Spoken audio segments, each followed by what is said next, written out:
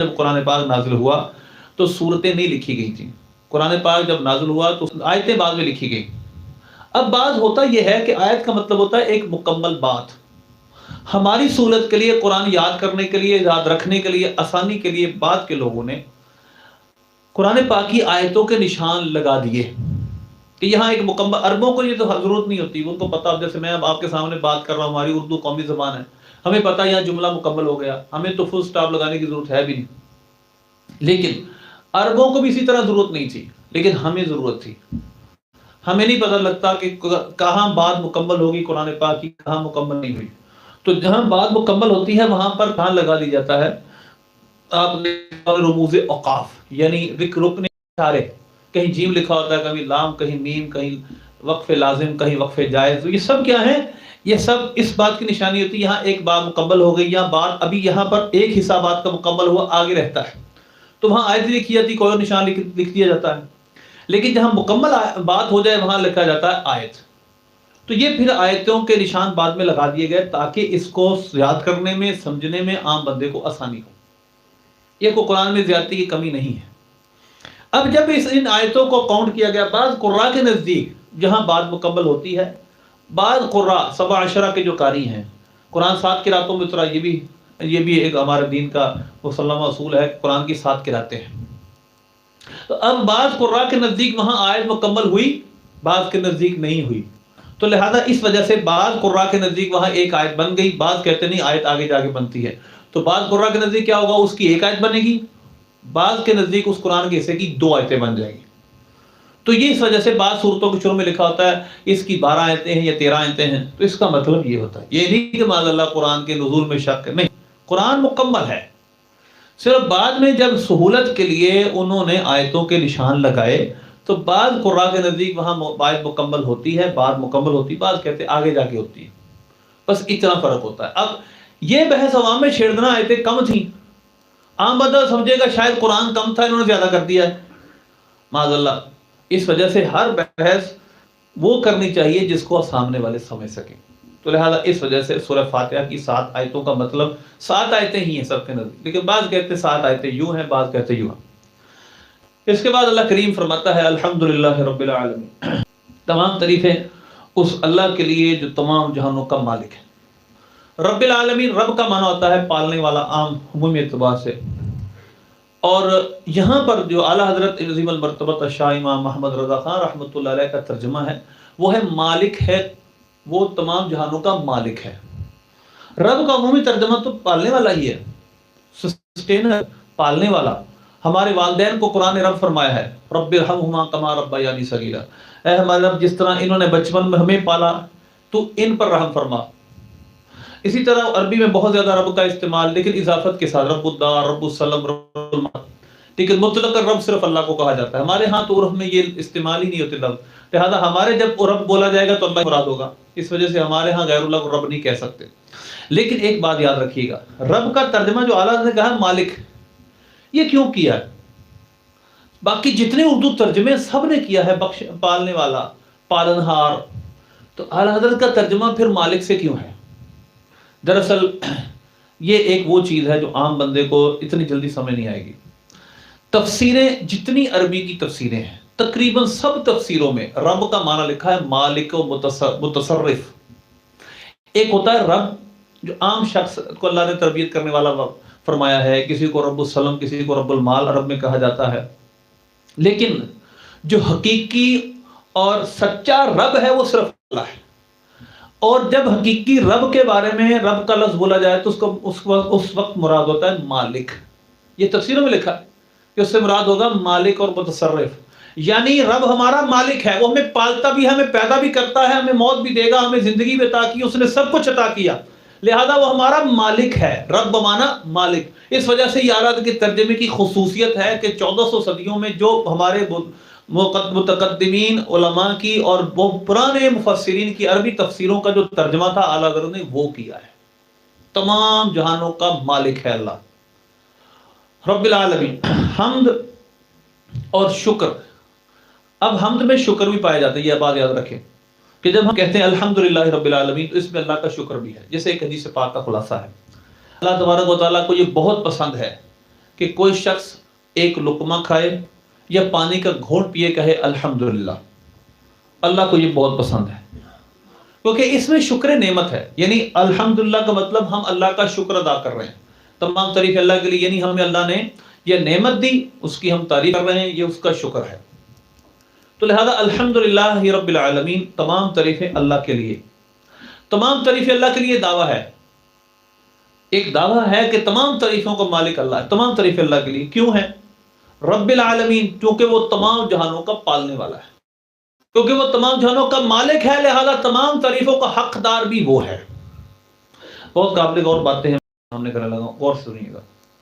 رب کہتے ہیں تربیت الشیء لی کمالہ بحسب استعدادہ الازلی شیئا فشیئا.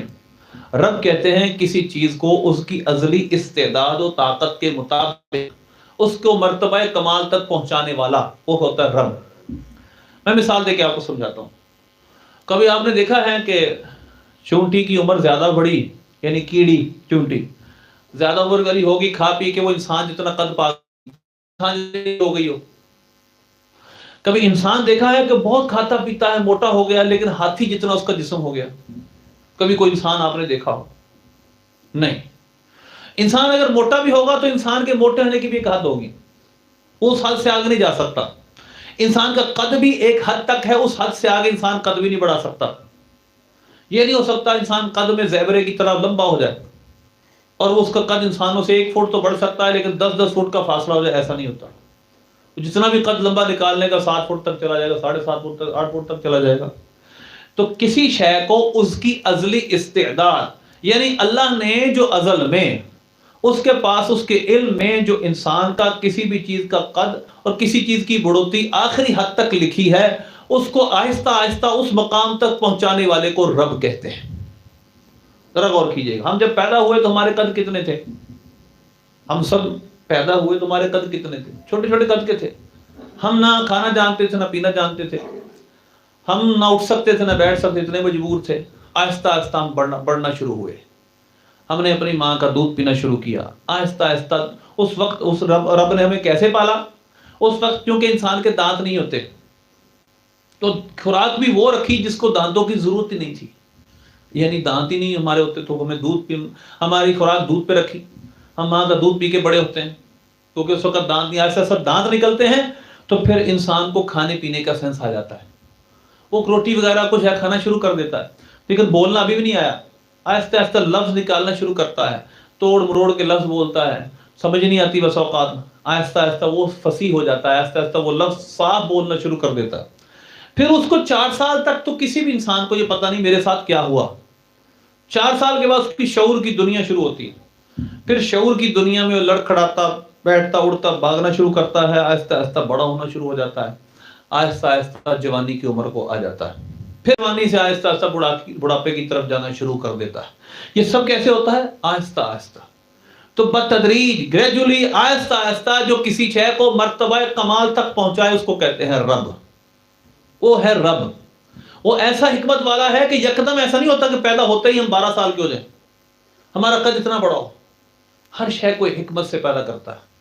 نہ یکدم سورج نکلتا ہے، نہ یکدم رات ہو جاتی ہے. ہم بیٹھے ہوں یکدم اندھیرا آ جائے، تارے چھا جائیں، ہم برداشت ہی نہیں کر پائیں گے. یکدم رات ہو، تارے نکلے ہوں اور 1 منٹ بعد سورج آ جائے، دھوپ پڑنا شروع ہو جائے، ہم برداشت ہی نہیں کر پائیں گے. واللیل اذا تنفس والصبح اذا تنفس واللیل اذا عسعس والصبح اذا تنفس. وہ دونوں چیزوں کو آہستہ آہستہ آہستہ آہستہ، رات کو بھی دن کو بھی، رات کو دن میں داخل کرتا ہے، دن کو رات میں داخل کرتا ہے، آہستہ آہستہ. تو یہ ہر شے کو اس کے مرتبہ کمال تک آہستہ آہستہ پہنچانے والے کو رب کہا جاتا ہے. تو وہ متصرف حقیقی اور مالک حقیقی ہے. وہ ہر شے کو اس کے مرتبہ کمال تک آہستہ آہستہ حکمت کے مطابق پہنچاتا ہے. اور ہر سٹیج پہ ایک حکمت ہے، ہر سٹیج پہ انسان کا الگ معیار ہے. لہذا وہ رب العالمین ہے. وہ تمام جہانوں کو پالتا ہے اور پالنے میں ہر چیز کے اندر حکمت رکھی ہے اس نے. پھر وہ تمام جہانوں کا رب ہے. ایک سائنٹسٹ گزرا ہے پیچھے، وہ ایگنوسٹک تھا ویسے، یعنی وہ خدا کو نہیں مانتا تھا، شک کرتا تھا خدا ہے کہ نہیں. اسٹیفن ہاکنگ اس کا نام تھا. اس نے دریافت کیا تھا کہ بلیک ہولز ہیں، یعنی اس کائنات سے باہر جانے کا راستہ ہے. وہ آسمانوں میں رستے ہیں بلیک ہولز، یعنی کالے رنگ کے گڑھے.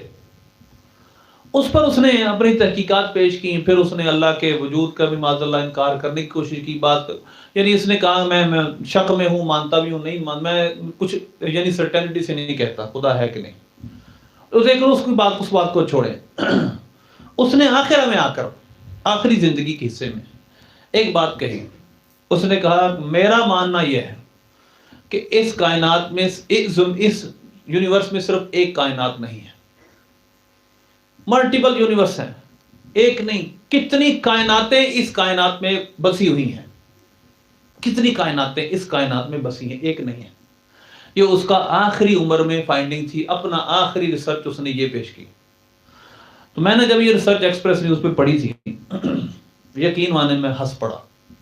ایک بڑھا سائنٹسٹ، ایک منکر خدا ملحد شخص جس نے ساری زندگی اس پہ تحقیق کرتا رہا، لیکن سبحان اللہ، مسلمان کا بچہ جب پہلے دن ہی قرآن پڑھتا ہے تو پڑھتا ہے الحمدللہ رب العالمین، تمام تعریفیں اس اللہ کے لیے جو تمام جہانوں کا پالنے والا ہے۔ جہان قرآن میں پہلی آیت میں کہہ دیا جہان ایک ہے ہی نہیں، عالم کی جگہ عالمین، وہ کئی جہان ہیں، ایک جہان نہیں۔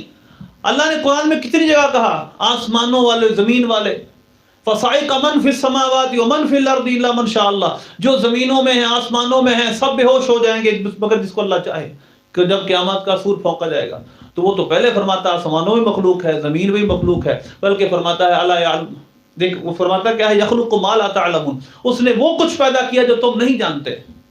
ہمیں تو ابھی تک زمین کی مخلوقات کا علم نہیں، سمندروں کی تہوں تک کا علم نہیں کہ وہاں کیا کچھ پڑا ہے۔ ابھی تک جو انسان نے سب سے گہری تہ سمندر کی طرف جا کی وہ 12 کلومیٹر تقریباً سمندر کے اندر گیا انسان، اس سے بھی گہری تہیں ہیں، اس کے اندر ہی مخلوقات بستی ہیں، اس سے نیچے بھی کچھ ہے۔ انسان تو بہت تھوڑی سی کائنات میں، تھوڑی سی دنیا میں رہتا ہے۔ اس وجہ سے وہ رب تمام جہانوں کو پالتا ہے، وہ وہاں بھی جو مخلوقات اس نے پیدا کی اس کو وہاں بھی رزق دیتا ہے۔ پھر اس نے جیسی مخلوق پیدا کی ویسے اس کے اسباب پیدا کیے۔ ہماری آکسیجن، ہمارا سانس لینے کا نظام، ہمارا سارا جس طرح زندگی کا نظام میں حیات ہوتا ہے وہ سارے کا سارا اس خشک دنیا میں ہے۔ ہمارے ذریعہ معاش یہاں ہے، ہماری آکسیجن جہاں ہے، ہم جہاں پر ہی گیس ساری کنزیوم کرتے ہیں، سب کچھ ہمارا یہاں ہے۔ لیکن اس رب کائنات نے ایک ایسی مخلوق بھی قید پیدا کی جس کی آکسیجن ہی پانی میں ہے، مچھلی، وہ باہر زندہ نہیں رہ سکتی، انسان وہاں زندہ نہیں رہ سکتا، وہ باہر آ کے زندہ نہیں رہ سکتی۔ دونوں کی مخلوقوں کا رہنے کا نظام الگ بنایا، دونوں کی خوراکیں بھی اپنی اپنی جگہ بنائی۔ تو یہ ساری کی ساری اس رب کائنات کی قدرت کے دلائل ہیں، غور و فکر کرنے والے کی بہت کچھ ہے۔ بلکہ غور و فکر کرنے والا اگر غور و فکر کرے گا تو ہر پتے میں، ہر پتے کے ایک ذرے میں اس کو اللہ کی معرفت نظر آئے گی۔ لیکن ایک بات یاد رکھیں، اللہ تبارک و تعالیٰ پھر بھی اپنی ہستی کے اعتبار سے ہمارے قیاس، وہم، خیال سے بالا تر۔ شیخ سعدی نے فرمایا برتر قیاس و خیال و گمان و وہم و ہرچے گفت اند و شنیدم و خاندائم، اے وہ ہستی جو ہمارے وہم، خیال، قیاس ہر شے سے مبرہ ہے، جیسا ہم سوچتے ہیں ویسا وہ نہیں ہے۔ ہرچے گفت اند، جو کسی نے کہا، و شنیدم، جو ہم نے سنا، وہ خاندائم، اور جو ہم نے پڑھا، وہ سب کچھ جو ہم نے سنا، پڑھا، سمجھا، سوچا، وہ سب اللہ تبارک و تعالیٰ ویسا نہیں جیسا ہم سوچتے ہیں، جیسا ہم پڑھتے ہیں۔ اس کی ذات کیسی ہے ہم اس کو سمجھ نہیں سکتے۔ یہ سب اس کی قدرت کے دلائل ہیں جو اس نے ہمارے سامنے رکھے ہیں۔ اور قرآن میں اللہ نے عالمین کو، جہان کو عالم کیوں کہا؟ اللہ کی حقیقت کو ہم نہیں جان سکتے، اس کی ذات کی معرفت حاصل کر سکتے، لیکن کس طرح؟ ذات کی حقیقت کو جانے بغیر کس طرح؟ عالم کہا جاتا ہے ما یعلم بہ شیء، جس کے ساتھ کسی چیز کو پہچانا جائے۔ یہ کائنات کا ایک ایک ذرہ غور و فکر کے بعد پتہ چلتا ہے کہ اپنے خالق کی خبر دیتا ہے، اپنے خالق کا پتہ بتاتا ہے۔ لہذا اللہ نے اس تمام جہانوں کو عالمین کہا ہے کہ اس کے ذریعے انسان یہ پہچان سکتا ہے کہ اس کا کوئی خالق ہے، مالک ہے، پالنے والا ہے۔ اللہ سے دعا ہے اللہ ملک کی توفیق عطا فرمائے، آمین بجاہ